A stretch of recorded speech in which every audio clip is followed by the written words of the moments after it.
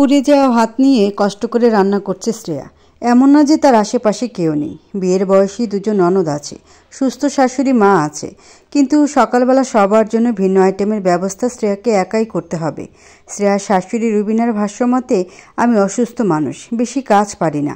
আমার মেয়েরা এখন রান্নাবান্না কাজকর্ম করলে সুখ করবে কোন সময়? তুমি এখন এ বাড়ির বউ হয়ে এসেছ, তোমাকেই সব করতে হবে। শ্রেয়া প্রতিবাদ করে না। বিয়ের পর প্রথম দিকে একবার তার মা সৃষ্টি বেগমকে বলেছিল একদিন। সৃষ্টি বেগমের ভাষ্যমতে, বিয়ের পর মেয়েদের জীবন পাল্টে যায়, অমন একটু একটু হয়, মানিয়ে নাও, বউ হয়ে এত খুঁত ধরতে নেই, বাচ্চা কাচ্চা হলে সব কিছু তোমার দখলে আসবে। শ্রেয়া তার মায়ের থেকে এসব শুনে বোবা হয়ে থাকত। মাঝে মাঝে কোনো কাজে ভুল হলে শ্রেয়ার স্বামী রনি ঠাস করে তার গালে থাপ্পড় দিলে শ্রেয়া অভিমান করে থাকত, কিন্তু কেউ এমন ছিল না যে তার অভিমান ভেঙে দিবে। এখন সে শ্রেয়া গড়ে উঠেছে রোবটের ন্যায়, যে যা বলে শ্রেয়া তাই করে। এই যে আজ তার হাত পড়ে গেছে, শ্রেয়া ছোট ননদ রুমা দেখেছে, কিন্তু কোনো প্রতিক্রিয়া না করেই সে তার মতো ব্যস্ত থেকেছে। শ্রেয়ার কষ্টগুলো মাটি চাপা দিয়েই রেখেছে। বাবা নেই তার, পুলিশ ছিলেন তিনি, রিটায়ার্ড করার কয়েক মাস পর মারা গেছে। ছোট বোন রিমলি এখন এসএসসি দিয়েছে, তার পেছনে খরচ তো আছেই। শ্রেয়া গ্রামের সরকারি কলেজ থেকে বিবিএ কমপ্লিট করেছে। বাসা থেকে কলেজ, কলেজ থেকে সোজা বাসা। মায়ের কড়া নজরে থাকতো সে। মায়ের বাধ্য মেয়ে শ্রেয়া, তাকে যা বলা হয় সাথে সাথে করে দেয়। বাবা বেঁচে থাকলে আজ শ্রেয়া আরও পড়াশোনা করতে পারত, আর নিজের মতো একটা চাকরি জোটাতে পারত। শ্রেয়াকে নিয়ে তার বাবা দেখেছিল অনেক স্বপ্ন। বাবার মারা যাওয়ার 2 কি 3 মাস পর শ্রেয়ার বিয়ের সম্বন্ধ আসে। শ্রেয়ার প্রতিবেশীর আত্মীয় রনিরা। সরল সহজ ঘটকোনো শ্রেয়াকে পেয়ে বাড়ির বউ করে নেন রুবিনা। পোড়া হাত নিয়ে রান্না করতে করতে পুরনো বাবা মেয়ের স্মৃতিগুলো কল্পনা করছিল শ্রেয়া। চোখ থেকে পানিও পড়ছে তার। হঠাৎ স্বামী রনির চিৎকার কানে ভেসে এলো। রনি বলে, আমার অফিসে দেরি হয়ে যাচ্ছে, মহারানীর রান্না কত দূর, আজকাল দেখছি সময় মতো খাবারটাও পাবো না। রনির কথা কানে ভেসে আসতে শ্রেয়া তাড়াহুড়ো করে খাবার বাড়তে লাগলো। টেবিলে নিয়ে সাজিয়ে দিল খাবারগুলো। গলা উঁচি একটু জোরে বলল, খাবার রেডি, আসতে পারো। এক এক করে ঘর থেকে সবাই বেরিয়ে আসে। কি অদ্ভুত বিষয়, রান্নার সময় শ্রেয়ার হাত পোড়ার চিৎকারে কেউ আসেনি, কিন্তু এই পোড়া হাতে রান্না খাওয়ার জন্য একবার ডাকতেই সবাই হাজির। শ্রেয়া হাসি মুখে সবাইকে খাবার বেড়ে দেয়। সবাই দিব্যি খেয়ে নিল, কেউ একটু তার হাতের খোঁজ নিল না। শ্রেয়া নিজেই তাকালো তার পুড়ে যাওয়া হাতের দিকে। কড়াইতে তেল বসিয়ে দেওয়ার পর অপেক্ষা করছিল তেল হালকা তেতে আসলেই পেঁয়াজ কুচি দিবে, কিন্তু তেল গরম হওয়ার সাথে সাথে শ্রেয়ার ননদ সেখানে আসে পাশে থাকা ফ্রিজ থেকে বরফ নিতে। বরফ দিয়ে এখন সে মুখে ম্যাসাজ করবে। শ্রেয়া পেঁয়াজ হাতে নিয়ে কড়াইয়ের উপরে আসতেই ওর ননদ এসে ধাক্কা দেয়। ডান হাতের পুরো আঙ্গুল কড়াইয়ের কোনায় লেগে পড়ে যায়। রুমার হাতে থাকা বরফের টুকরো থেকে এক টুকরো বরফ তেলের উপর পড়তেই তেল ছিটে আসে শ্রেয়ার হাতের তালুতে। বেশ জোরে চিল্লিয়ে বলে, আহ! কিন্তু কেউ আসলো না তার কাছে। উল্টো রুমা মুখ ভিঞ্চিয়ে বলে, সং সেজে দাঁড়িয়েছিলে কেন, একটু সাইড হলেই তো হয়। অথচ পেছনে অনেক জায়গা ছিল যেখান থেকে রুমা নিজেই যেতে পারত। তারপর শ্রেয়াকে এই হাত দিয়ে ঝাল বাটা লেগেছে। হাতের পোড়া জায়গাগুলো ফুলেছিল। বাটাবাটি করতে যেয়ে শ্রেয়ার পোড়া জায়গাগুলো ফেটে পানি বের হয়। ঝাল বাটে, কারণ রুমিনা ঝাল বাটার তরকারি খেতে খুব ভালোবাসে। মন মতো তরকারি না হলে শ্রেয়ার অনেক কথা শুনতে হয়, সাথে রনির কাছে মার তো খাবেই। আজকে শ্রেয়ার হাত পুরো লাল হয়ে আছে। একটু রনির দিকে তাকালো, সে তার ফোন নিয়ে ব্যস্ত। মনের মধ্যে অভিমান জমা হলো শ্রেয়ার, কিন্তু কিছু বলল না। রনি তার মতো খেয়ে চলে গেল। ঘরের সব কাজ শেষ করে একটু বসল শ্রেয়া। এই তো একটু পরেই দুপুরে রান্নার ব্যবস্থা করতে হবে। এর মধ্যে শ্রেয়ার হোয়াটসঅ্যাপে মেসেজ আসলো। শ্রেয়ার বান্ধবী অর্পা ওকে মেসেজ দিয়েছে, বলল বাসা থেকে বের হওয়ার আগে আমাকে একটা মেসেজ দিবি, আমিও তখন বের হব। তো শাশুড়ির সংসারের চক্করে আমাকে 2 দিন রাস্তায় দাঁড়িয়ে থেকে চলে যেতে হয়, আর এমন পরিস্থিতি চাই না। তুই আগে বের হবি, তারপর আমি আসবো। মেসেজ দেখে হেসে দেয় শ্রেয়া। এই অর্পা আর রিমলি আছে বলেই শ্রেয়া আজ হাসি খুশি। বেস্ট ফ্রেন্ড আর বোন সময় না দিলে শ্রেয়া এতটাও শান্তিতে থাকতে পারত না। অর্পাকে লিখে দেয়, আচ্ছা ঠিক আছে, আমি বের হওয়ার পর তোকে মেসেজ দিব। বাড়ির কাঁচা বাজার ও ভিন্ন কেনাকাটার জন্য শ্রেয়াকে যেতে হয়। রনি ব্যস্ত মানুষ, তাই বাজারে দায়িত্ব শ্রেয়ার। আর এই বাজারের সুযোগে প্রায় বান্ধবী অর্পার সাথে সাক্ষাৎ করে শ্রেয়া। আজকে শাশুড়ি ও ননদের জন্য ফল আর বাদাম আনতে হবে, তাই আজ অর্পার সাথে দেখা করার সুযোগ পাচ্ছে সে। হাতির ঝিল এসে একটি বেঞ্চে বসে জমিয়ে আড্ডা দিচ্ছে দুই বান্ধবী শ্রেয়া ও অর্পা। বাজারের লিস্ট ও টাকাটা অর্পা ধরিয়ে দিয়েছে ড্রাইভারের হাতে। অর্পার শ্বশুর বাড়ির নিজস্ব গাড়ি এটা। ড্রাইভারকে দিয়ে বাজার করতে দিয়ে দুই বান্ধবী এই সময়টুকু আনন্দ করতে থাকে। ছোটবেলা থেকে একসাথে পড়াশোনা করে লেখাপড়া করে বড় হয়েছে দুজনে। কথার মাঝে অর্পা চোখ গেল শ্রেয়ার ডান হাতে। শ্রেয়ার হাতটি নিজের কাছে নিয়ে বলে, নিশ্চয়ই হাত পুড়ে যাওয়ার পর কেউ দেখেনি? লাট সাহেবগুলো খুব ব্যস্ত ছিল, তাই না? এভাবে বলছিস কেন? ওদের কত ব্যস্ততা। ওর তো অফিসে যেতে হয়, ওর বোনদের পড়াশোনা, আর মা তো নিজেই অসুস্থ। তোর ওই শাশুড়ি মাকে তো আমি দেখি প্রায় টোটো করে ঘুরে বেড়ায়। কখন অসুস্থ থাকেন তিনি? আর তুই জানিস রোগ আসলে বাড়ে কিসে? রোগ বাড়ে অলসতায়। নিজেকে একটু খাটালে এ রোগ জমে থাকে না। এ বয়সে খাটানো যায় নাকি? ঘরে যে দুটো বড় বড় বিয়ের বয়সী মেয়ে রেখেছে, তাদেরকে দিয়ে কেন কাজ করায় না? ওরা পড়াশোনায় ব্যস্ত, আর এমনিতে এখানেও কাজ করবে, আবার শ্বশুর বাড়িতেও করবে। এটা হয় নাকি? এই যেমন আমি বাপের বাড়ি থাকতে আরামে কাটিয়েছি, এখন তো জীবন আলাদা। শোন শ্রেয়া, আমাকে ভূগোল বোঝাতে আসবি না।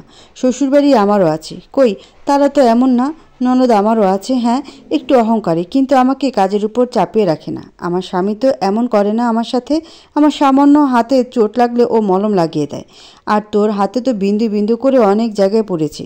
বুড়ো আঙ্গুলের কি বিশ্রী অবস্থা। তোর আর হাতটি তো পুরোই লাল জমাট বেঁধেছে। আর কি করেছি সে হাত দিয়ে? প্রতিদিন যা করি। আমার শাশুড়ির তো ব্লেন্ডারের খাবার ভালো লাগে না, তাই পাটায় বেটে রান্না করি। কাঁচামরিচ বাটতে যেয়ে হাতে একটু লেগেছিল, এই আর কি।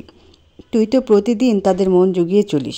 আজকের একটা দিন কি খুব কষ্ট হয়ে যেত ভিন্ন রান্নার খাবার খেলে? অতটাও খারাপ লাগে না ব্লেন্ডারে রান্না করলে। অন্তত তোর অবস্থার দিকে তাকিয়ে চোখ ভিজে আসে শ্রেয়ার। এরকম কতবার গেছে আসছে, সৃষ্টি বেগম সব জানেন। তিনি যখন সহ্য করতে বলে তখন আর শ্রেয়া কি করবে?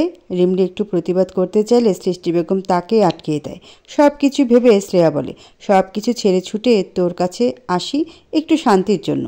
এখন তুইও দেখছি এ নিয়ে পড়ে আছিস। ভালো লাগে না আর আমার এসব। আচ্ছা দোস্ত, সরি। আচ্ছা চল আজ রেস্টুরেন্টে যাই, ওখানে আজ ডিসকাউন্ট আছে। চল ছোটোবেলার মতো ডিসকাউন্ট দেখিয়ে ছুটে খাবার খেতে যাই। সম্মতি জানালো শ্রেয়া। উঠে গেল দুজনে রেস্টুরেন্টের দিকে। হাসি খুশি হয়ে শ্রেয়া ও অর্পা হাঁটছিল রেস্টুরেন্টের পাশ দিয়ে। আর দুই পা হাঁটলেই রেস্টুরেন্টে ঢোকার দরজা। ঠিক ওই সময় কাচের দরজা দিয়ে শ্রেয়ার চোখ যায় রেস্টুরেন্টের ভিতরে। থমকে যায় শ্রেয়ার পা। রেস্টুরেন্টের ভিতরে একটি মেয়ের হাত ধরে ভালোবাসার পরশ দিয়ে যাচ্ছে রনি। মেয়েটির চোখে চোখ রেখে প্রণয় বাক্য আদান প্রদান চালিয়ে যাচ্ছে তারা। 1.5 বছরের সংসারে কত কিছু সহ্য করে এসেছে, অথচ যার জন্য এত কিছু সহ্য করা, সে অন্য নারীতে মেতে আছে। শ্রেয়ার কাঁধে হাত রাখল অর্পা। বলে, কি হয়েছে? চল ভিতরে। ভিতরে যেতে পারবো না। কেন? ওখানে রনি আছে, তাও কি না অপ্রীতিকর অবস্থায়। অর্পা তাকালো শ্রেয়ার দৃষ্টি বরাবর। রনির গা ঘেঁষে বসে আছে মেয়েটি। রনির গালের কোণে লিপস্টিকের ছাপ স্পষ্ট। অর্পা সেদিকে তাকিয়ে আবার তাকালো শ্রেয়ার দিকে। শ্রেয়া নিশ্চুপ নীরবতা পালন করছে, কোনো হেলদোল নেই তার। অর্পা সুযোগ বুঝে কিছু ছবি তুলে নিল, তারপর শ্রেয়ার হাত ধরে নিয়ে আসে আবারও হাতের চিলে। বলে, এই অন্যায়ের কি বিচার করবি না? শ্রেয়া অসহায় দৃষ্টি দিল অর্পার দিকে। বলে, আমি একা কিভাবে অন্যায়ের বিচার করব? মাকে তো বলবে সহ্য করে নিতে। মায়ের একটাই কথা, স্বামীরা এমন একটু একটু হয়, আমাদের মানিয়ে নিতে হবে। আমার ফুপুর এমন হয়েছিল। ফুপুকে মা বলেছিল মানিয়ে নিতে। এই সমাজ নাকি ডিভোর্সি নারীকে স্বীকৃতি দেয় না, আর আমার কিছু হলে তার ইফেক্ট নাকি রিমলির উপরেও পড়বে। ওর জন্য কোনো ছেলে পাবে না। বাহ, কি সুন্দর একটা যুক্তি দিল। বড় মেয়ের উপর দিয়ে ঝড় বয়ে যায়, আর উনি দেখছেন সমাজ। কিন্তু এভাবে কি সংসার হয় বল? যেখানে তোর স্বামী অন্য নারীতে মেতে আছে, তোকে সুখে রাখে না, তার সাথে কিভাবে থাকবি সুখে? কি করব আমি? আমার তো কোনো রাস্তা নেই। আমার বাবা বেঁচে থাকলে ছুটে বাবাকে বলতাম, বাবা তোমার মেয়ে সুখে নেই। তার সাথে এমনিতেই অন্যায় অবিচার হয়, আর আজ তোমার মেয়ে তার স্বামীর আরেক রূপ দেখল। বাবাকে বললে বাবা আমাকে গ্রহণ করত, কিন্তু মা তো এমন না। বাবা মারা যাওয়ার পর কোনো মতে চলে যাচ্ছে। আমি নিজেই দেখছি মা কোনো মতে প্রায় সময় পান্তা ভাত খেয়ে বোনের পড়াশোনা চালায়। বাবার অল্প কয়টা রিটায়ার্ডের টাকা, সংসার চলেই বা কোথায়? আমি যে কিছু করব সে উপায় তো আমার জানা নেই। শ্রেয়ার কথাগুলো যুক্তিসম্মত। সংসার ত্যাগ করা সহজ, কিন্তু তারপরের জীবন খুবই কঠিন। কত শত মেয়ে আছে স্বামী সংসার ছেড়ে আসার পর আরও বাজে পরিস্থিতিতে পড়েছে। আবার এরপরে ভালো কোনো ছেলের সাথে বিয়ে হবে কি না এটার গ্যারান্টি বা কি? প্রিয় বান্ধবীকে নিয়ে ভাবতে লাগলো অর্পা। কিছুক্ষণ চিন্তা ভাবনা করে মুখে হাসি ফুটিয়ে বলে, আরে বোকা, আমাদের তো বিবিএ কমপ্লিট। খুব হাই রেঞ্জের জব না পেলেও মানসম্মত জীবন চালানোর মতো জব আছে। কিন্তু আজকাল জবের জন্য যে দালাল লাগে, মানুষের কুনজর তো আছেই।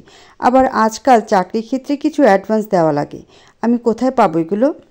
আমার শ্বশুরের নিজস্ব বিজনেস আছে, ওটা এখন আমার ভাসুর দেখে। উনি ওই ফ্যাশন হাউসের সিইও। ওখানে এখন নিয়োগ চলছে। তুই সেখানে জব করবি? আমি এতটুকু গ্যারান্টি দিতে পারি, আমার ভাসুর মানুষটা ভালো, একদম আমার বরের মতো। আমার শ্বশুরবাড়িতে যদি ভালো ব্যবহার আর ভালো মনের কাউকে দেখে থাকি, তারা হলো আমার স্বামী, শ্বশুর, ভাসুর আর আমার কাকি শাশুড়ি। বাকিরা আছে একটু ক্যাটকেটে, কারণ আমি মধ্যবিত্ত পরিবার থেকে এসেছি, ওদের মতো ওয়েস্টার্ন হয়ে চলি না। তবে আমার স্বামী ঠিক থাকাতে আমার জগৎ ঠিক আছে। অত কিছু বাদ, তুই চাকরি করবি কি না বল, তাহলে মিরাজের সাথে কথা বলে আমার ভাসুরের কোম্পানিতে জবের ব্যবস্থা করে দেব। আমি পারবো কি না এটাই তো ভাবছি। দেখ শ্রেয়া, দুনিয়াটা না অনেক কঠিন। তুই যেভাবে আছিস তাকে বলে অন্যায়কে প্রশ্রয় দেওয়া। আজকে কালকে ছাড় দিতে দিতে তুই যে সারাটা জীবন এইভাবে ভুগবি, তুই বুঝতে পারছিস তোর ভবিষ্যৎ কোথায় গিয়ে দাঁড়াবে? তুই ওই নোংরা পুরুষের থেকে সরে আয়, আমি বলছি। আমি তোকে সাধ্য মতো সাহায্য করব। তার আগে একটু মিরাজের সাথে কথা বলি। যদিও আমি আর মিরাজ মিলে ভাইয়াকে বোঝালে ভাইয়া রাজি হবে। আর রনি কি আমাকে ছেড়ে দিবে? ও যদি আমার সম্পর্কে মিথ্যা কথা বলে? আমি সেই সুযোগ আসতেই দিব না। প্রমাণ নিয়ে এসেছি, তোর হাতের স্পট, তারপর এই ছবি, এগুলো কি কম নাকি?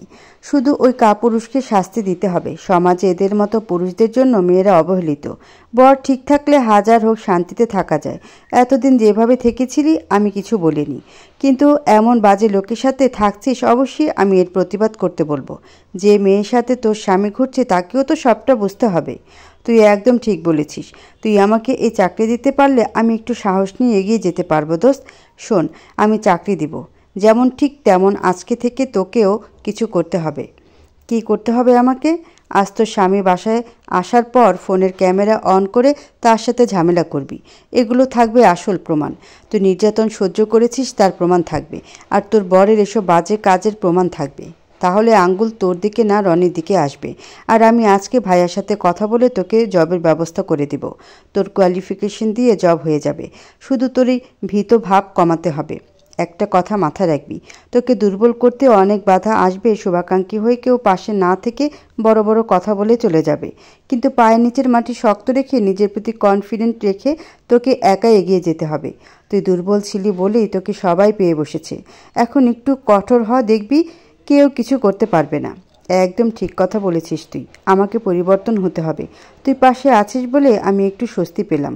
তোর মতো ফ্রেন্ড যেন সব অসহায় মেয়ের হয়। বলি অর্পাকে জড়িয়ে ধরে শ্রেয়া। অর্পা মুচকি হেসে বলে, আমার মতো ফ্রেন্ড পাওয়ার আগে দোয়া কর আমার বরের মতো বর যেন সবার থাকে।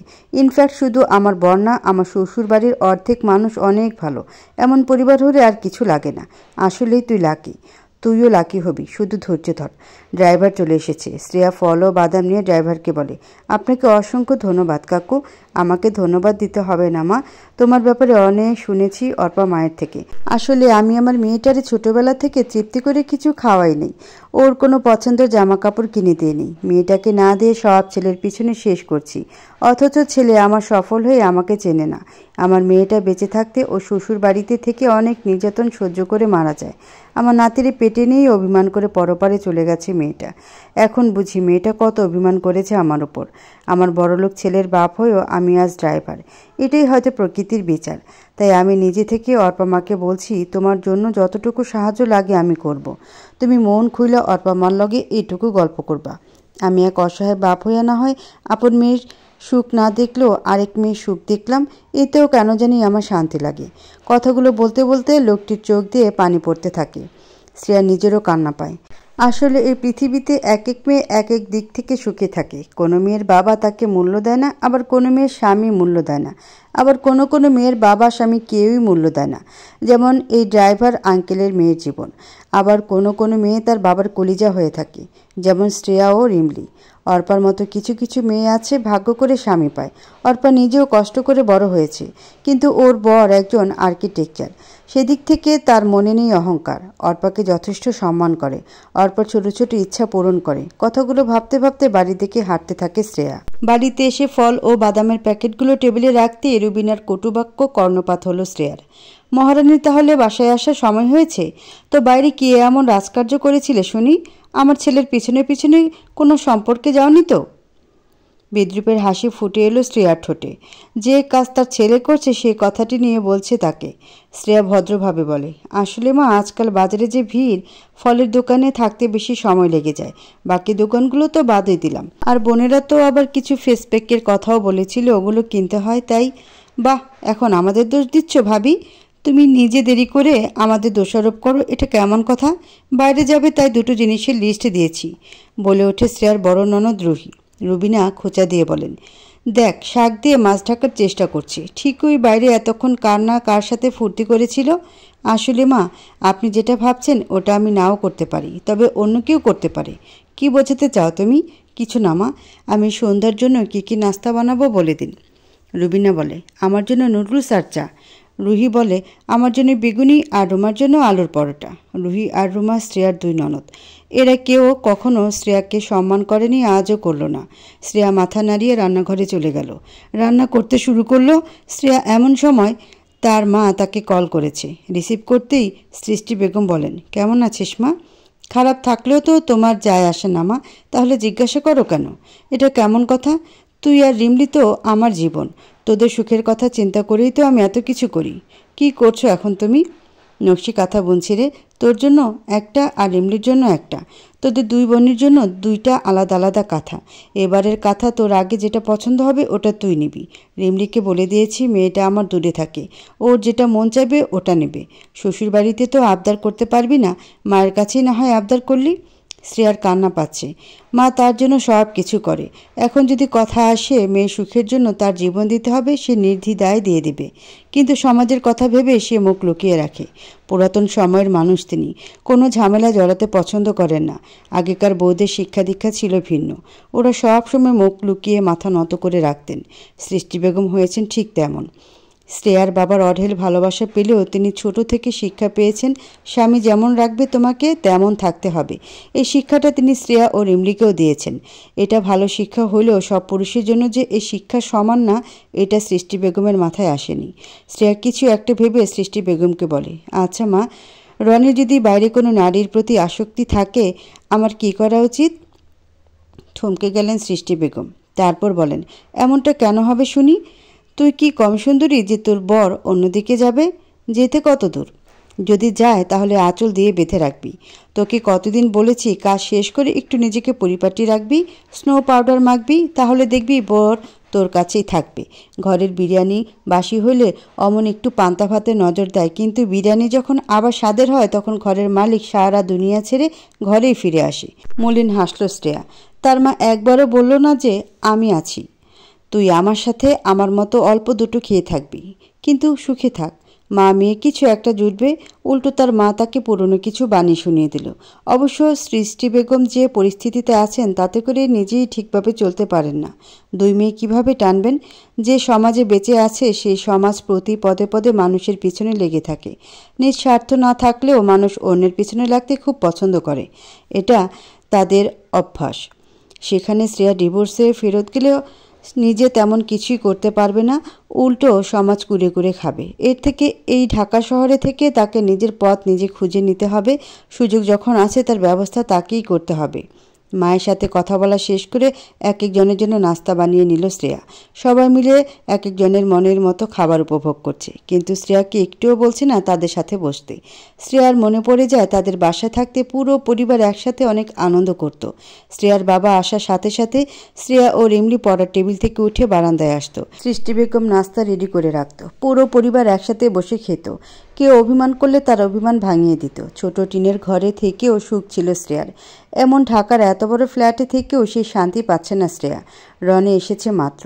শ্রেয়া এখন কিছু বলল না। স্বাভাবিকভাবে কেউ বাইরে থেকে আসার সাথে সাথে তার সাথে ঝগড়া লাগালে অশান্তি আরও বাড়বে। তাই শ্রেয়া এখন রাতের খাবারের ব্যবস্থা করবে। রান্না শেষ করে হাত মুছে যেই শ্রেয়া ফোন হাতে নিল দেখল অর্পার মেসেজ। অর্পা বলে, দোস্ত, রনি ভাইয়ের ফোন পাসওয়ার্ড জানলে ওর গ্যালারি আর বিভিন্ন অ্যাকাউন্ট দেখিস, আর কোনো প্রমাণ পেলে ছবি তুলে নিবি। শ্রেয়া লিখে দেয়, আচ্ছা। ওদিকটার কী খবর? চাকরির কি ব্যবস্থা হয়েছে? বড় ভাই আসুক, তারপর কথা বলছি আমি। মিরাজের সাথে কথা বলেছি আমি অনেক আগে। ও বলল বড় ভাইয়ের সাথে কথা বলবে।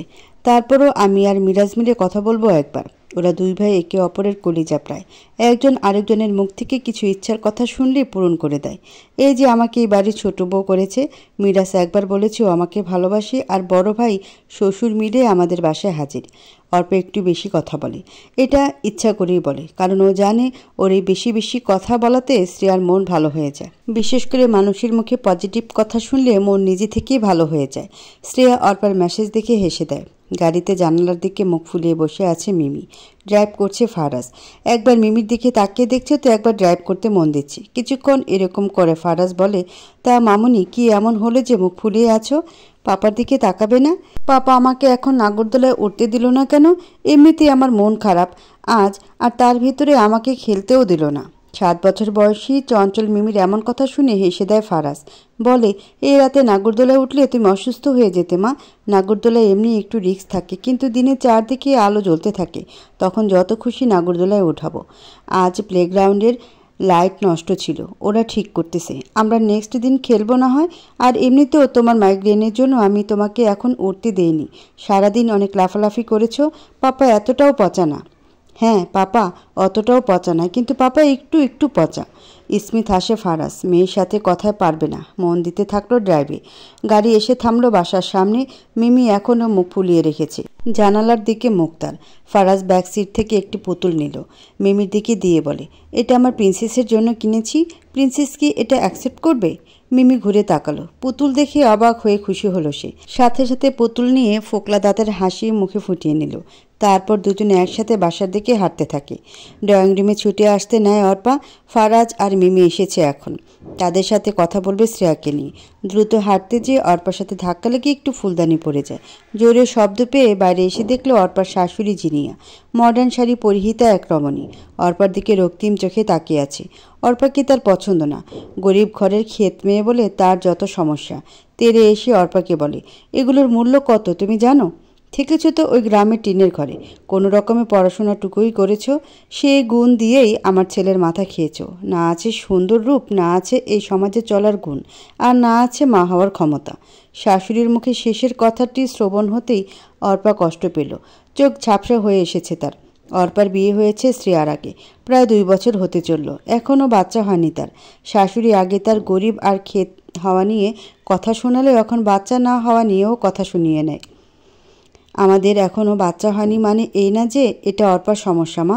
অর্পা আমার বউ মানে তোমাদের ছোট বৌমা। তাহলে ওকে কেন সম্মান দাও না তুমি?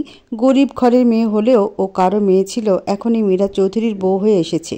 গরিব ঘরের মেয়ে হয়ে না হয় সম্মান নাই আসলো, কিন্তু তোমার বৌমা হিসেবে ওকে সেই সম্মানটা দেওয়ার কথা। মিরাজের কথা শুনে সবাই তাকালো উপরের দিকে। কথাগুলো বলতে বলতে সিঁড়ি দিয়ে নামছে মিরাজ। অর্পাকে ভালোবেসে বিয়ে করেছে সে। গ্রামে বসবাসরত চঞ্চল দুষ্টু মেয়েকে দেখে বাবা আর ভাইকে নিয়ে বিয়ের প্রস্তাব দেয় মিরাজ। বাসার বাকি সদস্য রাজি না থাকলেও একমাত্র মিরাজের ভালো লাগাতে বিয়েটা হয়। মিরাজের সবসময় একটাই কথা, বাচ্চা হোক বা না হোক এই হাত আমি কখনো ছাড়ব না। যাকে ভালোবেসে বিয়ে করেছি তার সুখ দেখতে না পারলে ব্যর্থ স্বামী হলাম আমি। মিরাজের কথা শুনে সবাই চুপ হয়ে যায়। জিনিয়া খিটমিট করতে করতে ঘরে আসেন।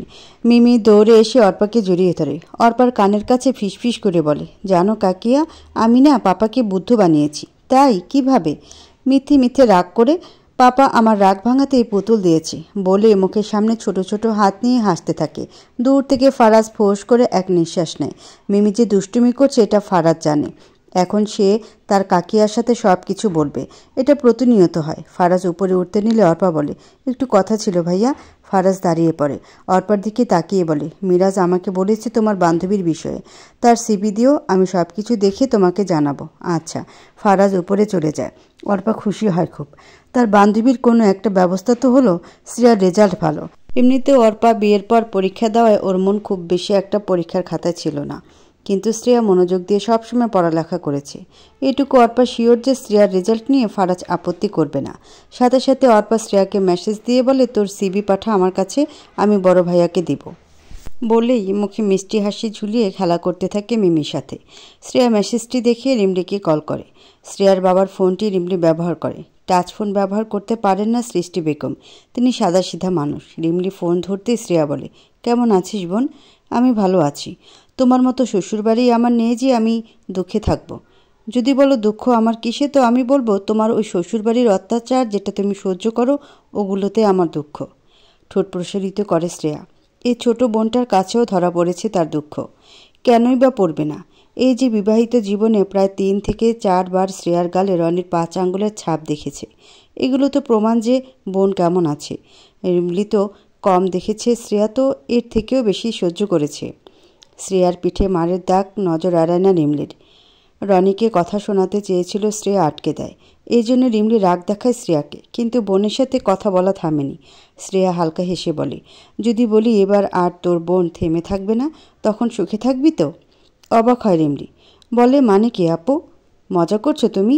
ওই নরপশুর কাছ থেকে সরে এসে আমাদের ছোট ঘরে আদৌ ফিরবে তুমি? তোর বোনের আসল পরিচয় তো ওটাই। সে যাই হোক, আমাকে ইমেলে সিবি পাঠিয়ে দে। বাবার ইমেলে দেখ, আমার জন্য সিবি বানানো আছে। বাবাই করে রেখেছিল সিবি। আর কম্পিউটার দোকান থেকে ফোনে ট্রান্সফার করে নে, আমাকে বলেছিল বাবা। তুমি সিবি নিয়ে কী করবে আপু? একটু জোরেই বলে রিমলি। শ্রেয়া বলে, আসতে বোন, মাকে এখন কিছু জানতে দিব না, কাউকে কিছু জানাবো না। অনেক কিছু হয়েছে যেটা আমি আর নিতে পারছি না। এবার আমি একটু মুক্ত হাওয়া চাই, তাই নিজে কিছু করে এখান থেকে চলে যাব। তোদেরকেও আমি দেখব। খুশি হলো রিমলি, ফিসফিস করে বলে, আচ্ছা ঠিক আছে আপু, আমি তোমাকে পাঠিয়ে দেব। আর হ্যাঁ, আমাকে ফ্রি হয়ে সব কিছু জানাবে। তোমার যা যা লাগবে আমাকে বলবে। আমার আপুকে আমি হাসি খুশি দেখতে চাই। হ্যাঁ, রাখছি তাহলে। ফোন রেখে শ্রেয়া এদিক ওদিক তাকালো। রান্নাঘরে কেউ নেই। রুবিনা সিরিয়াল দেখছে। ননদরা কাজের ভয়তে এই দিকে তাকাবেও না। রনি ফোন নিয়ে ব্যস্ত তার কুকর্মের সাথে। রাতের খাবার খেয়ে রনি যায় ফ্রেশ হতে। শ্রেয়া রনির ফোনের পাসওয়ার্ড জানে। রনির ফোন মাঝে মাঝে রুমা নেয়। রুমার হাতে টাইপ করতে দেখে নেয় শ্রেয়া। কে জানতো আজ এটা কাজে লাগবে? ফোনের পাসওয়ার্ড খুলে শ্রেয়া গ্যালারিতে ঢুকে বিভিন্ন নোংরা ছবি দেখে অবাক হয় শ্রেয়া। সাথে সাথে রনির হোয়াটসঅ্যাপ থেকে নিয়ে নিজের হোয়াটসঅ্যাপে পাঠায়। তারপর রনির হোয়াটসঅ্যাপ থেকে সব ডিলিট করে দেয়। ঠিক তখনই ওয়াশরুম থেকে খট করে শব্দ আসে। ভয় পেয়ে যায় শ্রেয়া। আতঙ্কে পিছনে তাকিয়ে দেখে, শ্রেয়া হালকা ঘুরে তাকাতেই দেখতে পেল রনি ওয়াশরুমের দরজা খুলেছে। মাত্র নিজের ফোনটা পাশে রেখে রনির দিকে ঘুরে দাঁড়ায়। রনি ওয়াশরুম থেকে বের হয়ে দেখে শ্রেয়ার হাতে তার ফোন। রনি ক্ষিপ্ত সুরে বলে, আমার ফোন তোমার হাতে কেন? নরম সুরে শ্রেয়া বলে, তোমার বউ হই আমি, তোমার সব কিছুতে তো আমার অধিকার। এটা তো একটা সামান্য ফোন। হে লিসেন, তুমি বেশি কথা। বলতে না বলতে রনি দেখলো ওর ফোনের লক খোলা। শ্রেয়ার দিকে তাকিয়ে বলে, আমার ফোনের লক খুলেছ কিভাবে? ছোট বোনের থেকে দেখেছিলাম। আজকাল চুরি করে ফোন দেখা শুরু করেছ? বরের বিষয়ে কিছু জানা বা দেখাকে চোর বলে না রনি। চোর তো তাকে বলে যে বউর পিছনে অন্য মেয়ে নিয়ে নষ্টামি করে। রনি ফট করে শ্রেয়ার হাত থেকে ফোন নিয়ে বলে, দেখে ফেলেছে সব? তোমার কি একটুও খারাপ লাগছে না? তোমার বউ তোমার নষ্টামি সম্পর্কে জানতে পেরেছে। তাচ্ছিল্য করে রনি বলে, তোমার মতো মেয়ে জানলেও কি, না জানলেও কি? শ্রেয়ার চোখ থেকে এবার পানি পড়তে থাকে। সে ভেবেছিল আজ অন্তত রনি একটু ইতস্তত করবে, কিন্তু না, সে তো আরও কঠোর। রনির চোখের দিকে তাকিয়ে শ্রেয়া বলে, ঘরে বউ রেখে কেন তুমি বাইরে যাও? কি দোষ আমার? কি আছে তোমার? না আছে রূপ, না আছে স্মার্টনেস। তাহলে বিয়ে করেছিলে কেন? তোমরা পছন্দ করেছিলে বলেই তো বিয়েটা হয়। ওয়ে লিসেন, আমি তোমাকে যখন পছন্দ করি তখন তুমি দেখতে সুন্দরী ছিলে। এখন কি হয়েছে দেখতে পাচ্ছ তুমি? চোখের পানি মুছে শ্রেয়া বলে, এইগুলো কার জন্য হয়েছে রনি? বিয়ের আগে আর বিয়ের পরের জীবন আকাশ পাতাল তফাত। আমার বাবা আমাকে রাজকন্যার মতো রাখত, স্বামী এভাবে রাখে না। আমার মা আমাকে রুটি ভাজতে দিলে সে নিজে রুটি বেলত। এখানে আমি রুটি বেলে রুটি ভাজি। আমার বাবা বাজার থেকে মাছ কুটে এনে রান্না করতে বলতো। এখানে আমাকে বাজার করে মাছ কুটে রান্না করতে হয়। আমার বাবার স্বল্প আয়ে একটা ব্লেন্ডার কিনে রেখেছিল। এখানে আমাকে প্রতিনিয়ত মশলা কুটে বেটে রান্না করতে হয়। তফাৎ শুধু এগুলোই না, তফাৎ আরও আছে। আমাদের বাসায় যার যার পোশাক সে ধুতো। এখানে কি হয়? এখানে তোমার পোশাক, মায়ের শাড়ি তো আছেই, সাথে 2 বোনের পোশাক আমাকে ধুতে হয়। আমাদের বাসায় আমার ওই ছোট বোন, আমার মা আর আমি 3 জন মিলে কাজ ভাগাভাগি করতাম। এখানে ঘর মোছা, থালাবাটি ধোয়া এসব আমার করতে হয়। তোমাদের বাসায় কিছু রান্না হলে আগে ভালো ভালো মাছের পিস, মাংসের পিস সব তোমরা বেছে বেছে খাও, আমাকে কখনো খেতে বলো না। এই আঙ্গুল দিয়ে আমাকে পেঁয়াজ রসুন কুচি করতে হয়। এই হাত তুমি কিভাবে পার্লার সুন্দরীদের মতো দেখতে চাও? এই মুখ সারাক্ষণ চুলার পাশে থেকে ঘেমে যায় আর তেলতেলে হয়। তাহলে তুমি কিভাবে সৌন্দর্য খোঁজো? এই শরীর আমাকে খেটে খেটে তারপর দুমুঠো খাবার দেয়। তাহলে তুমি কিভাবে দেখতে চাও একটা স্লিম ফিটনেস বডি? আরে তোমার ফোনের যে সুন্দরী মেয়ে, তার মতো করে থাকার মতো ব্যবস্থা আমাকেও করে দাও, দেখবে আমি কোনো অংশে কম না। আমাকেও একটা কাজের বুয়া এনে দাও, দেখবে আমিও একটু নিজের পিছনে সময় দিতে পারবো। আমাকে একটু নিজের রূপচর্চার সামগ্রী এনে দাও, দেখবে আমিও পরিপাটি থাকবো। তোমরা ছেলেরা বাইরে চাকচিক্য দেখো আর ঘরের বউর কিসে সৌন্দর্য বাড়বে এটা কেন দেখো না? বেশি মুখ ফুটেছে মনে হচ্ছে। আমিও মানুষ রানী, দেওয়ালেও পিঠ ঠেকে গেছে আমার। দয়া করে এবার আমাকেও একটু সুখে থাকতে দাও। অন্য নারীদের না দেখে একটু বউকে দেখো।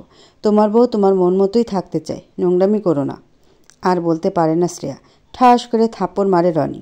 অনেক জোরেই মেরেছে। শ্রেয়া ছিটকে পড়ে যায়। তারপর শ্রেয়া চুলের মুঠি ধরে হ্যাচকা টান দিয়ে রনি বলে, তোকে বিয়ে করেছিলাম কারণ তুই ঘর কোনো। গ্রাম থেকে পড়াশোনা করেছিস, বাইরের বিষয়ে কম বুঝিস এই দেখি। সমাজের লোক জিজ্ঞাসা করলে বলবো আমার বউ বিয়ে করেছে, ব্যাস এইটুকুই। তোর কাজ স্বামী সেবা করা, সংসার দেখা, এর বেশি না। বেশি পকপক করলে আরও মার খাবি, তাই চুপ থাকবি বলেই ঝটকা মেরে শ্রেয়াকে সরিয়ে দিল রনি। ফোন নিয়ে বাইরে চলে যায় সে। শ্রেয়ার নিজেকে অসহায় লাগছে, কিন্তু আজ আর সে এই অসহায়তা ধরে রাখবে না। টেবিলের কোনায় বইয়ের আড়াল থেকে নিজের ফোন বের করে ভিডিও সেভ করলো শ্রেয়া। ওই সময় হালকা ঘুরে রনির পজিশন দেখতে চেয়েছিল। রনি ওয়াশরুম থেকে বের হওয়ার আগেই শ্রেয়া ফোনের ভিডিও চালু করে রাখে। ইচ্ছা করে রনির ফোন হাতে রেখে রনির সামনে সব স্বীকার করে নিল। প্রতিদিন সহ্য করার থেকে আজ সে শেষবারের মতো কষ্ট সহ্য করল। এখান থেকে যাওয়ার আগে এদের একটা শিক্ষা দেবে শ্রেয়া। এখান থেকে গেলে আরও একটা মেয়ে আসবে, হয়তো শ্রেয়ার থেকে অসহায় কেউ। যেখানে সে এত কিছু সহ্য করেছে, অন্য কাউকে কিভাবে ভুগতে দেয়? তাই এই রনির আসল রূপ সমাজকে দেখাবে। সমাজে নোংরা মানুষের আসল রূপ সবার দেখা উচিত। তাদের পাপের প্রাপ্য শাস্তি ভোগ করা উচিত। ভিডিওটা শ্রেয়া অর্পাকে পাঠিয়ে দেয়। ব্যালকনিতে দাঁড়িয়ে পুরো ভিডিও দেখলো অর্পা। তার চোখ দিয়ে পড়ছে পানি। শ্রেয়াকে এইভাবে ট্রিট করলো রনি। ইচ্ছা করছে রনিকে কষিয়ে থাপ্পড় দিতে। অর্পা লিখে দেয়, তুই চিন্তা করিস না, ওর সব কিছু ফাঁস তো হবেই, আর তোর চাকরির ব্যবস্থা হয়ে যাবে। আমি এখান থেকে বের হয়ে যেতে চাই। একটা থাকার জায়গা খুঁজে দিবি? মিরাজের সাথে কথা বলে তোর জন্য ছোট একটা বাসা দেখব। আমি এটা আগে থেকেই ভেবে রেখেছি। তোর সুখের পথে আসার আগে তো অনেক ব্যবস্থাই করতে হবে। এটুকু চিন্তা আমারও আছে। অনেক ভালোবাসা তোর প্রতি আমার। আমাদের বন্ধুত্বে থ্যাংক ইউ, সরি এগুলো অ্যালাউ না, তাই তোকে এগুলো বলছি না। তুই চাকরি পেয়ে প্রথম যে স্যালারি পাবি ওটা দিয়ে আমাকে খাওয়াবি, সব উসুল হয়ে যাবে। আচ্ছা। অর্প এবার একটু শান্তি নিঃশ্বাস নিল। বান্ধবী সুখের ব্যবস্থা করে দিল, কিন্তু তার দুঃখের বিষয় যে আরও গোপন। 2 বছর হয়েছে বিয়ের, এখনও বাচ্চা হচ্ছে না। শাশুড়ি তাকে উঠতে বসতে কথা শুনিয়ে দেয়। শুধু কি সে, কাকি শাশুড়ি, বৌমা, সেও তো আছে। মডার্ন বউ, সাথে একটা বাচ্চা আছে, পরিপূর্ণ সংসার তার। তাই সেও জিনিয়ার সাথে তাল মেলাতে থাকে। অর্পার ভাবনার মাঝেই তাকে মিরাজ পেছন থেকে জড়িয়ে ধরে, বলে, আমার বউ সবার সুখ দেখে, তার দুঃখটা কে দেখে? এই অর্পার জন্য তার স্বামী আছে, আমার দুঃখ আমার স্বামী দেখে। তাহলে কষ্ট পাও কেন তুমি? তোমার জন্য তো তোমার আপন লোক আছেই, সে তোমার ঢাল হয়ে আছে। মুখে যতই তুমি বলো যে বাচ্চা না হলে সমস্যা নেই, কিন্তু আমি তো জানি ছোট ছোট মুখে বাবা ডাক শুনতে তোমারও খুব ইচ্ছা করে, আমারও তো ইচ্ছা করে। ইচ্ছা করলে কি পূরণ করতে হবে? ভাগ্যে থাকা লাগবে না? মা ডাক শোনা যে খুব ইচ্ছা আমার, বলেই কান্না করে দেয় অর্পা। অর্পার চোখের পানি মুছে মিরাজ বলে, তোমার উচিত কি জানো? অর্পা তাকালো মিরাজের দিকে। মিরাজ বলে, তোমার উচিত আমাদের বৃদ্ধা আশ্রমে ঘুরে আসা। অবাক হয়ে অর্পা বলে, কেন? ওখানে কিছু বৃদ্ধ বাবা মা আছে জানো, তারা অনেক বড় পরিবারের লোকজন। ওখানে এমনও একজন আছে যে একসময় বড় বিজনেসম্যান ছিল, কিন্তু এখন তার স্থান আমাদের আশ্রমে। কেন জানো? কেন? কারণ তার ছেলে বিয়ে করার পর তাদের বোঝা মনে করে, আর একজনের মেয়ে আছে, সে বিয়ে করে বরের কাছে থাকে, মাকে বোঝা মনে করে আশ্রমে রেখেছে। যখন ওদের দেখি তখন আমার ভিতরে বাচ্চার জন্য কোনো আকাঙ্ক্ষা থাকে না। হ্যাঁ, বাচ্চা হলে আমি নিজ পুরো মহল্লা জুড়ে মাইক বাজাবো, কিন্তু বাচ্চা না হলে আফসোস করব। এমনটা কেন হবে? আমাকে আমার সবটুকু দিয়ে সন্তুষ্ট হতে হবে। অর্পা বাচ্চা নেওয়ার চেষ্টায় তো আছি আমরা। ভাগ্যে না থাকলে কি জোর করা যায়? এসব নিয়ে এত দুঃখ পেতে নেই। এই স্বামীর কথাতে অর্পার মন ভালো হয়ে যায়। মিরাজ অর্পাকে সব দিক থেকে স্বাধীনতা দেয়। অর্পার কোনো কিছুতে ত্রুটি রাখে না। সকালে ঘুম থেকে উঠেই রান্নার কাজে মন দিয়েছে শ্রেয়া। রিমলি সিবি পাঠিয়েছে, ওটা এখন অর্পাকে দিল। বটি দিয়ে সবজিগুলো কুটতে থাকে। ঠিক তখনই শ্রেয়ার মুখের উপর একটি শাড়ি এসে পড়ে। শ্রেয়া কোনো মতে নিজেকে সামনে শাড়িটি নিয়ে তাকালো রুবিনার দিকে। রুবিনা কটমট চোখে চেয়ে আছে শ্রেয়ার দিকে। জোরে জোরে চিল্লিয়ে বলে, নবাবজাদি আনা হয়েছে আমার সংসারে, একটা কাজ ঠিকমতো করতে পারো না। শ্রেয়া শাড়িটি দেখতে দেখতে বলে, কি হয়েছে মা? এই শাড়ির কোনা ছিঁড়ে গেছে কিভাবে? শ্রেয়া দেখল শাড়ির আঁচলের জায়গায় সামান্য একটু না দেখার মতোই ছেঁড়া। এটা রুহির দ্বারা হয়েছিল। শ্রেয়া শাড়ি আয়রন করার পর রুহি শাড়িটা নিয়ে আবার মেলে মেলে দেখে। শাড়িটা এমনভাবে দেখতে থাকে যে আয়রন করা শাড়ি দলা মোচড়া হয়ে যায়। টেবিলের কোনায় ছোট লোহার অংশ থাকে, ওখানে লেগে সামান্য ছিঁড়ে যাওয়ার সাথে সাথে শ্রেয়া শাড়িটি নিয়ে নেয়। যেখানে দোষ মেয়ে করলো সেখানে সাত সকালে ভুগতে হলো বাড়ির বউয়ের। রুবিনার দিকে তাকে শ্রেয়া বলে, এটা আমি করিনি মা, রুহি করেছে। অমনি আমার মেয়ের নামে দোষ দেওয়া, তাই না? আমার মেয়েরা কি এসব শাড়ি পরে? তুমি তো দেখছি আমার মেয়েদের নামে যা নয় তাই বলতে শুরু করলে। রুবিনা চিৎকারে রনির চোখ ডলতে ডলতে আসে। বলে, কি হয়েছে মা? রুবিনা এবার ছেলের দিকে তাকিয়ে বলে, তোর বউ আমার শাড়ি নষ্ট করেছে, এখন আবার আমার মেয়েদের নামে দোষ দেয়। এই শাড়ি কি তোর বোনেরা পরে? কি শুরু করেছে তোর বউ? থাকতে পারবো না নাকি আমরা? রনি এবার রাগে চোখে তাকালো শ্রেয়ার দিকে। বলে, কি শুরু করেছো তুমি? একটা কাজ কি ঠিকভাবে করতে পারো না? অকর্মার মতো চেয়ে চেয়ে খালি দেখো। অপদার্থ কোথাকার। খালি একটা সার্টিফিকেট আছে আর কিছু না। এই দেখে বিয়ে দিয়েছিলে তোমরা আমাকে? বলে চলে যায় রনি। রুবিনা নিজেও চলে যায় বিড়বিড় করতে করতে। শ্রেয়ার চোখ দিয়ে পানি পড়ছে। আজ তার বিয়ে না হলে এখন সে বাকি পড়াশোনার প্রস্তুতি নিত। বাবা বেঁচে থাকলে এই অপদার্থ মেয়ে সরকারি চাকরির ব্যবস্থা করতে পারত। আর এরা নিজেদের জন্য বড়াই করছে। যে যার মতো খাওয়া দাওয়া করে বিদায় নিলে শ্রেয়া ফোন করে অর্পাকে। অর্পা বলে, বড় ভাই বলল তোর ইন্টারভিউ নিবি, 3 দিন সময় আছে, এর মধ্যে যে কোনো একদিন গেলে ভালো হবে। আমার মনে হয় আজকেই যাওয়া উচিত, অন্তত ওই দোজক থেকে বের হতে পারবি। আজকে যদি মা বের হতে দেয় তাহলে সম্ভব। কাঁচা বাজারের অজুহাতে দেখি পারি কিনা, আমাকে জানিয়ে দিবি। আচ্ছা। অর্পার সাথে কথা বলে শ্রেয়া চলে যায় রুবিনার কাছে। রুবিনা সিরিয়াল দেখতে ব্যস্ত। শ্রেয়া হালকা কেশে বলে, আজকে বাজার লাগবে মা, আমি কি যাব বাজারে? একটু খোঁচা দিয়ে রুবিনা বলে, না খাইয়ে রাখতে চাইলে যেও না, আর যদি খাইয়ে রাখতে চাও তাহলে যাও। শাশুড়ির সম্মতি পেয়ে শ্রেয়া খুশি হয়। অর্পাকে জানিয়ে দেয় আজকে সে আসছে। গাড়ি এসে থামলো ফ্যাশন হাউসের সামনে। চলতি পথে রিমলিকে সব কিছু জানিয়ে দিল শ্রেয়া। রিমলি নিজেও আজ খুশি। তার বোন কোনো স্টেপ নিবে, কিন্তু তার আগে নিজেকে শক্ত রাখবে। অর্পার সাথে করে ফারাজের কোম্পানিতে এসেছে। অনেক বড় বিল্ডিং তাকিয়ে দেখল শ্রেয়া। ভাগ্যক্রমে এমন পরিবেশ দেখবে, এটা যেন কাল্পনিক। অর্পার দিকে তাকিয়ে বলে, আমি পারবো তো? কেমন যেন গা হাত পা কাঁপছে আমার। অর্পা সান্ত্বনা দিয়ে বলে, আমি যখন এই পরিবারে বউ হয়ে আসি তখন আমারও এমন হয়েছিল। এর আস্তে আস্তে আমার ভয় কাটিয়েছে। এই কোম্পানির মেম্বাররাও তেমন ধরনের। চিন্তা করিস না তো, মনে মনে সাহস রাখ। সাহসের সাথে উত্তর দিলেই মনে কর চাকরি টান, কারণ এখানে চাকরির ক্ষেত্রে তোকে কথায় বেশি পারদর্শী হতে হবে। শ্রেয়া মনে মনে দোয়া পড়তে থাকে। নিজের দিকে তাকিয়ে দেখল, নর্মাল সালোয়ার কামিজ পরাশি, চুলটা কাটা দিয়ে খোপা করে রাখা। ফ্যাশন হাউজের কোম্পানির সাথে এই লুক বেমানান লাগছে তার, কিন্তু পরিচিতির ভিতরে বলে একটু একটু করে এগিয়ে যাচ্ছে শ্রেয়া। বাবা মা ছাড়া এই প্রথম কোনো উদ্যোগ নিজ থেকে নিচ্ছে সে। ওনার আঁচল ধরে আছে শ্রেয়া। ভেতরে যত এগোতে থাকে তত দুর্বলতা বাড়তে থাকে। কোম্পানির ভিতরে আসতেই এসির ঠান্ডা বাতাসে শ্রেয়ার হাত পায়ে কাটা দিতে থাকে।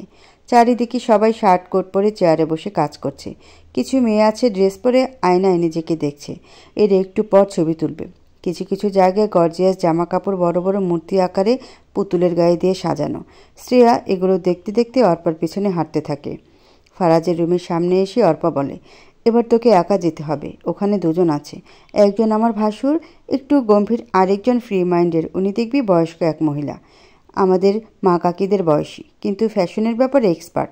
বয়স হলে কী হবে, চুল তার কাত অবধি আর স্ট্রেট করা। ওনারা দুজন তোর ইন্টারভিউ নেবে। কঠিন কিছু জিজ্ঞাসা করবে না ঠিক, কিন্তু তোকে ভীত না সাহসী হতে হবে। মিরাজ আমাকে এগুলো বলে দিয়েছে। যা এবার বেস্ট অফ লাক। বলে অর্পা জড়িয়ে ধরে শ্রেয়াকে।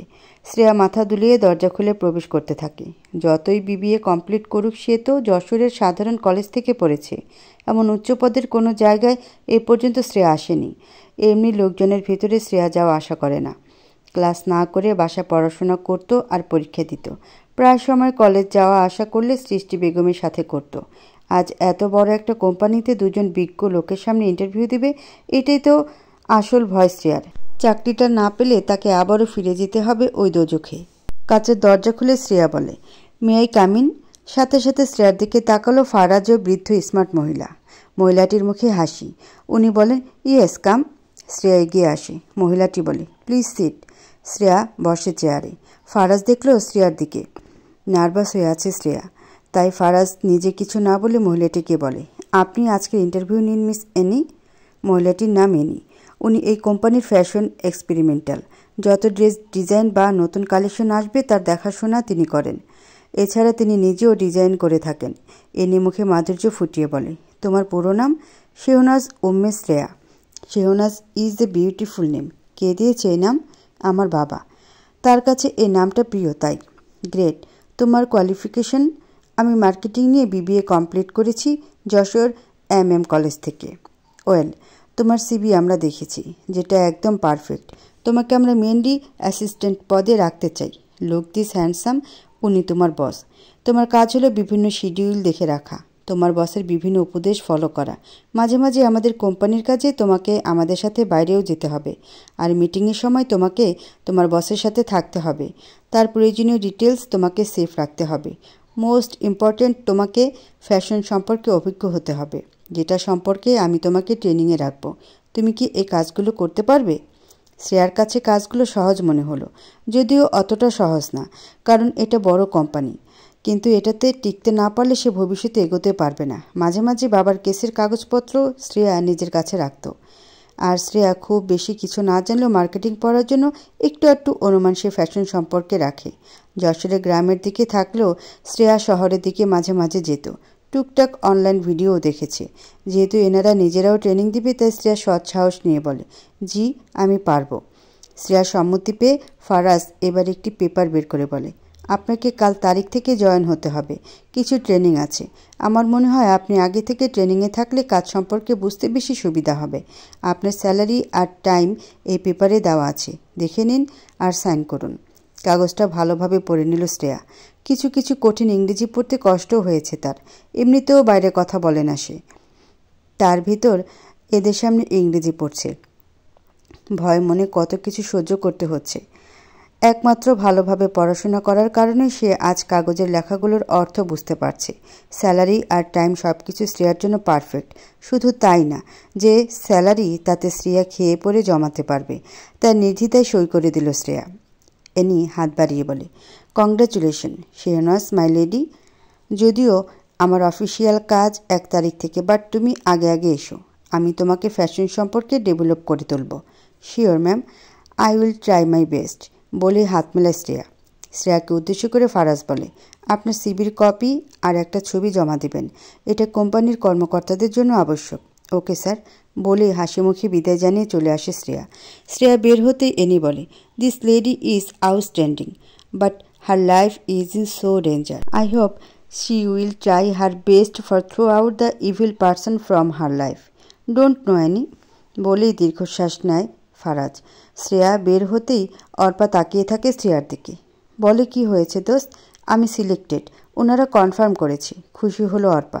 শ্রেয়াকে নিয়ে বাইরে আসে তাড়াতাড়ি। বলে, আমার অনেক ভালো লাগছে তোর সফলতায়।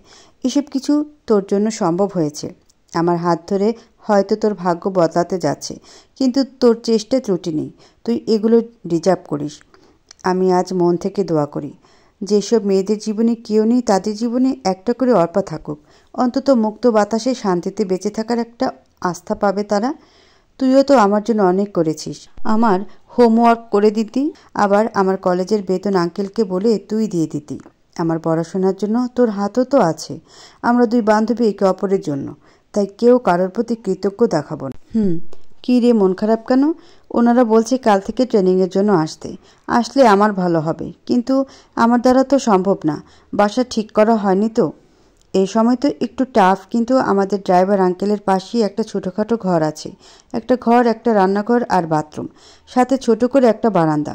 আমার মনে হয় তোর হয়ে যাবে। আঙ্কেল বলেছিল ওটার কথা আজ আমাকে। তুই কি দেখবি ওটা? চল দেখি। আচ্ছা চল। আঙ্কেল এখন বাজারে, আমি কল করে তার বাসায় আসতে বলবো। আচ্ছা। দুই বান্ধবী মিলে বাসা দেখতে গেল। যদিও একটু সমস্যা হয়েছে, কিন্তু ড্রাইভার পরিচিত থাকে, সমস্যা হয়নি। এছাড়া অর্পা ওর পরিচয় দেওয়াতে বাড়িওয়ালা রাজি হলো। বাড়িটি অর্পার বাসা থেকে কিছুটা দূরে, কিন্তু একই এলাকায়। সব কাজ শেষ করে বাজার নিয়ে বাসায় ফিরে আসে শ্রেয়া। চুপচাপ রান্না করতে থাকে। বাবার দেওয়া ঈদের টাকাগুলোও জমানো আছে শ্রেয়ার কাছে। রিমলির থেকে ওগুলো চেয়ে নিল। প্রথম মাস ওটা দিয়ে চালাতে হবে। কাল সে চলে যাবে এই বাড়ি থেকে। রান্না করার পর খাবার টেবিলে খাবার সাজিয়ে শ্রেয়া সবাইকে ডাক দিতে থাকে। রুবিনা আর তার দুই মেয়ে মিলে এসেছে খাবার খেতে। রনি তার মতো বাইরে ব্যস্ত। আজকে শ্রেয়া ছোট মাছ চচ্চড়ি করেছে আর ডাল। অনেক দেরি করে আসাতে শ্রেয়ার তাড়াহুড়ো করে এ রান্না করতে হয়। রুবিনা নাক সিটকে বলে, এগুলো কী রেঁধেছ? আমার মেয়ের এগুলো খায় না। ভালো কিছু রান্না করতে পারোনি? আজ আর শ্রেয়া চুপ থাকলো না, তবে তর্ক না করে বলে, আসলে মা, বাইরে অনেক কাজ করে এসে ক্লান্ত ছিলাম।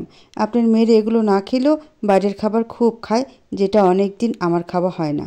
আজকে আপনি এই শিলে করে ঝাল বাটা তরকারি খান, আমরা অনলাইনে অর্ডার করে খাই। কি বলো আপুরা, ভালো হবে না? সবাই অবাক হলো শ্রেয়ার কথাতে, কিন্তু অনলাইনের খাবারের নাম শুনে লোভ লাগলো রুহি আর রুমার। ওরা বলে, আমাদের সমস্যা নেই, ভালো রেস্টুরেন্ট থেকে অর্ডার করো। আলতো হেসে শ্রেয়া বলে, আচ্ছা। তারপর অর্ডার করে দেয়। রুবিনা চোখ ছোটো ছোটো করে দেখতে থাকে শ্রেয়াকে। শ্রেয়া এবার ননদের দিকে তাকিয়ে বলে, অর্ডার করেছি, আসতে সময় লাগবে। আমি একটু রূপচর্চা করে নিই, মুখটা কেমন তেল চিপচিপে হয়ে আছে। তোমাদের ভাইয়ের নজর আবার ইদানিং আমার দিকে নেই, একটু তার নজর ফেরাতে চাই বলে শ্রেয়া ঘরে চলে আসে। আজকে সে রূপচর্চা করবে। ফেস প্যাক বানিয়ে মুখে লাগালো শ্রেয়া। চোখের উপর শসা দিয়ে ফ্যানের নিচে শুয়ে থাকে। রুহি আর রুমা এসে উকি দিয়ে দেখল রুবিনা কোনো মতে খেয়ে নিল আজ। এমন না যে মাছ খেতে খারাপ হয়েছে, ছোট মাছ আর ডাল খারাপ কিসে? শ্রেয়াকে দেখে রুমা বলে, হ্যাঁ রে আপু, আজ এই মেয়ের হলোটা কি? রুহি নিজেও উকি দিয়ে বলে, কি জানি কি হয়েছে, আমি কিভাবে জানবো? তুই যেখানে আমিও সেখানে। সকালে তো বকা শুনেছি আজ মায়ের শাড়ির জন্য।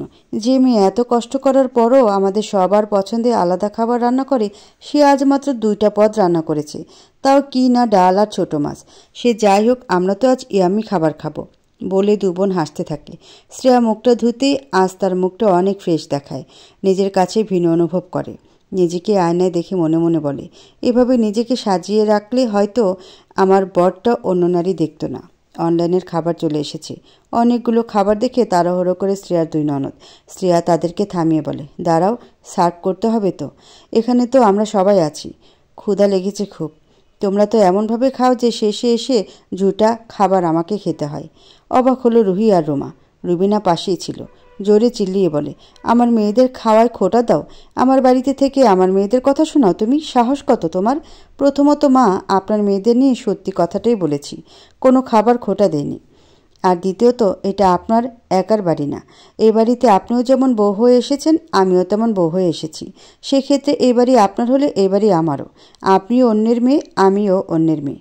আপনি ওই বাড়ির বউ, আমি ওই বাড়ির বউ। সুতরাং বাড়ি নিয়ে কথা শোনাবেন না। আপনাদের স্বভাবটা বলেছি, কোনো অন্যায় করিনি বলেই খাবার বাড়তে থাকে শ্রেয়া। সবার জন্য না, শুধু নিজের প্লেটে নেয় খাবার। বাকিদের প্লেট গ্লাস এনে দিয়ে বলে, তোমাদের আমি যতই দিব কম হয়ে যাবে, তখন আবার আরেক কথা শুনতে হবে, তাই তোমরা নিজেরা নিয়ে খাও। আমি খেতে বসলাম, এখন না খেয়ে থাকার মতো ধৈর্য আমার নেই। শ্রেয়া বসলো খাবার খেতে। অবাক হয়ে আছে বাড়ির সবাই। রুহি আর রুমা একে অপরের দিকে চাওয়াচাওয়ি করে, তারপর খেতে বসে। যেহেতু শ্রেয়া আজ কঠোর হয়ে নিজ থেকে খেতে বসেছে, তাই রুবিনা আর কিছু করতে পারল না। তার দায়িত্বে থাকলে সে শ্রেয়ার জন্য মেয়েদের না খাওয়া খাবারই দিত। এই দৃশ্য দেখে শ্রেয়া মনে মনে বলে, যাওয়ার আগে তোমাদের নাস্তানাবুদ করতে চাই। কাল তো চলেই যাব, বুঝবে কাল থেকে সব। আমাকে নিয়ে আসার পর কাজের মহিলা বের করে দেওয়া। কাল তো হঠাৎ করে চলে যাব, দেখব কাজগুলো কে করে। ঘরে এসে ব্যাগ গোছাতে থাকে শ্রেয়া। এই সময় রুবিনা ঘুমিয়ে আছে। রুহি আর রুমা নিজেদের মতো ব্যস্ত। এটাই সুযোগ সব কিছু গুছিয়ে রাখার। বিয়ের সময় তার যেসব জামা কাপড় ও গহনা দেওয়া হয়েছিল সেগুলি গুছিয়ে নিল শ্রেয়া। খাটের দিকে তাকাতেই মনে পড়ল এই খাট আর ড্রেসিং টেবিল তার বাবার জমানো টাকা দিয়ে বানানো। বাড়ি করার জন্য টাকা গুছাতে থাকে শ্রেয়ার বাবা। সেখান থেকে কিছু অংশ নিয়ে মেয়ের জন্য ছোট ছোট স্বর্ণের গহনা ও ফার্নিচার করে দেন তিনি। মেয়ের সুখের জন্য সব কিছু দেওয়া। চারপাশে তাকে শ্রেয়া কল করে অর্পাকে। মিমির সাথে খেলাধুলা করছে অর্পা। শ্রেয়ার কল পেতেই রিসিভ করে বলে, কিছু হয়েছে দোস্ত? হাসি পেল শ্রেয়ার। অর্পা তাকে নিয়ে এত চিন্তিত, হালকা হেসে বলে, আরে না, কিছু হয়নি। বলছি যে এই রুমের বেশিরভাগ ফার্নিচার আমার বাবার টাকায় গড়া। কাল তো চলে যাব, লোকজন তো তেমন চিনি না। তোদের ড্রাইভার আঙ্কেলের নাম্বারটা দে, আমি কথা বলে লোক ডাকতে বলি, ফার্নিচারগুলো নিয়ে যাব। বাব্বা, শ্রেয়া রানীর দেখছি বুদ্ধি বেড়েছে, এটাই তো চেয়েছিলাম। আচ্ছা, লোক পাঠাবো আমি। আর শোন, কাল সকালে আমিই আসবো তোকে নিতে। যখন কল করব রেডি হয়ে থাকবি। রনি কোনো ঝামেলা করলে আমি আছি। আচ্ছা দোস্ত। রাত করে বাসায় ফিরতেই বউর নামে নালিশ পেল রনি। রুবিনা নালিশের ঝুড়ি নিয়ে বসেছে। রনি এসে বসতে পারেনি, অমনি রুবিনা বলে, আজকে তোর বউ আমার মেয়েদের খাবার নিয়ে খোঁটা দিয়েছে। আমাকে ডাল আর ছোটো মাছ খাইয়েছে। নবাবজাদি আজকে একটা কাজও করেনি, উল্টো রূপচর্চা করে নিজেকে ব্যস্ত রেখেছে। বর বাড়িতে আসতে না আসতেই বউর নামে নালিশ শুরু করলেন। মা, অন্তত ছেলেটাকে রেস্ট করতে দিতেন। আপনার ছেলে তো আপনার কথা শুনেই আমাকে মারতে আসতো, এইটুকু তো আপনি বিশ্বাস করেন? তাহলে তাকে রেস্ট করতে দিলে কি এমন অসুবিধা ছিল? রনি ঘুরে তাকালো শ্রেয়ার দিকে। শ্রেয়ার মুখে এমন কথা শুনে রুবিনা ভীষণ খেলো। শ্রেয়ার উদ্দেশ্যে রনি বলে, মায়ের সাথে এগুলো কেমন ব্যবহার করছো?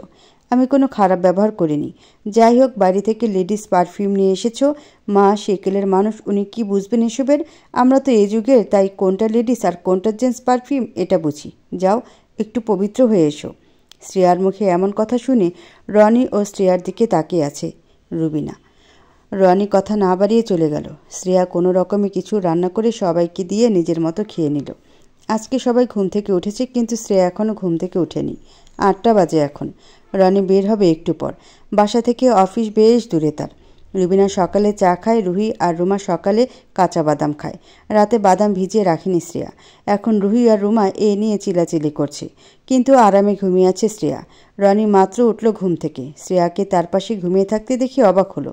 এই মেয়ে তাকে সকালে ডেকে দেয়, আজকে বোনেরা চিল্লিয়ে কান ফাটিয়ে দিচ্ছে, আর শ্রেয়ার ঘুমের শেষ নেই। না পেরে রুবিনা এবার এলো শ্রেয়ার ঘরে। শ্রেয়াকে ঠেলে উঠিয়ে দিল। দরফুরে উঠে শ্রেয়া বসে পড়ল। রুবিনা বলে, মহারানীর ঘুম হলো? সকালের খাবারটা তো বানাতে হবে, এভাবে পড়ে পড়ে ঘুমালে হবে? রুবিনার কথাগুলো মনোযোগ দিয়ে শুনে শ্রেয়া বলে, আপনি আর বোনেরা তো অক্ষম হয়ে যাননি এখনও। কি সুন্দর তরতাজা হয়ে হাঁটছেন। রান্নাবান্না করুন, আর বাদাম খেলে আপনার মেয়েরা হবে রূপবতী। এদিকে আমি না খেয়ে কাজ করে হব খয়রাতি, এটা তো হয় না। এবার নিজেরা একটু কাজ করুন। বলে আবার শুয়ে পড়ে শ্রেয়া। ঠিক তখনই কল আসে অর্পার। এবার শ্রেয়া উঠে কল কেটে মেসেজ দেয়। শ্রেয়ার মেসেজ পেয়ে লোকজন নিয়ে হাজির হয় অর্পা। রনি ফ্রেশ হয়ে বাইরে আসতেই শ্রেয়া ওয়াশরুমে যেয়ে ফ্রেশ হয়ে নেয়। বের হয়ে দেখলো অর্পার সাথে আসা লোকেরা খাটের স্ট্যান্ডগুলো খুলছে। ড্রেসিং টেবিল থেকে রনির জিনিসপত্র সরিয়ে দিচ্ছে। রনি ও রুবিনা ওদের বারণ করতে থাকে, কিন্তু কেউ শুনছে না। শ্রেয়া এসব দেখেও না দেখার মতো করে অর্পার পাশে এসে দাঁড়ায়। শ্রেয়াকে দেখে অর্পা বলে, তোর ব্যাগ কোথায়? শ্রেয়া ওয়ার্ডরোবের পেছন থেকে ব্যাগ নিয়ে আসে। রনি এটা দেখে শ্রেয়ার কাছে এসে জিজ্ঞাসা করে, এগুলো কি শ্রেয়া? শ্রেয়া কোনো উত্তর না দিয়ে নিজের কাজ করে। ব্যাগ নিয়ে বেরিয়ে আসে আর লোকগুলোকে বলে, জিনিসগুলো সাবধানে আনবেন, আমার বাবার কষ্টের ফল এটা। বলেই বের হয় শ্রেয়া। অর্পাও থাকে তার সাথে। রনি, রুবিনা ও রুমা মিলে বের হলো শ্রেয়ার পেছনে। রনি এসে বাধা দিল শ্রেয়াকে। বলে, কোথায় যাচ্ছ তুমি? হাত ছাড়িয়ে শ্রেয়া বলে, কোথায় যাচ্ছি সেটা তোমাকে বলতে বাধ্য নেই, তবে এমন জায়গায় যাচ্ছি যেখানে তোমার মতো মানুষ থাকবে না।